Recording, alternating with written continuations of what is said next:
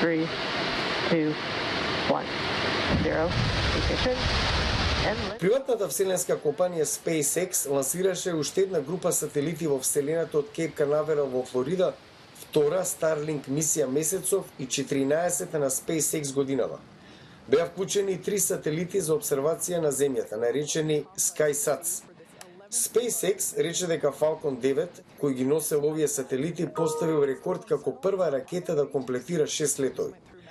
Компанијата вели дека мрежата Starlink ќе обезбеди брз интернет до делови во светот кои не се покриени.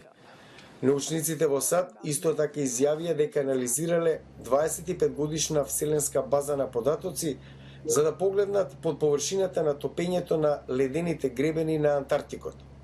Сушил Адумисмили студира на Институтот по океанографија на Универзитетот на Калифорнија во Сан Диего. Обично, ако сакате да ги видите промените во океанот, тоа го правите со брод, но на Антарктикот, бидејќи океаните се по 1000 метри мраз, мора да користите сателитски податоци.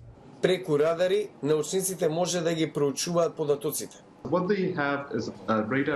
Се работи за многу мал проток на енергија од сателитот, кој орбитира околу 400 мили над Земјата, удира во мразот и се враќа.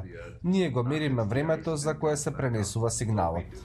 Колку побрзо звукот се враќа во вселената, толку мразот е подебел.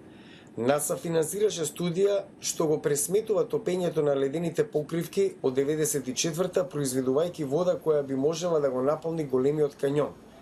Астронаутот Крис Кесиди направил снимки на ураганот Дженевив од меѓународната вселенска станица, за кој Националниот центар за урагани предупредил оти би можел да предизвика големи поплави низ јужниот дел на Калифорнија.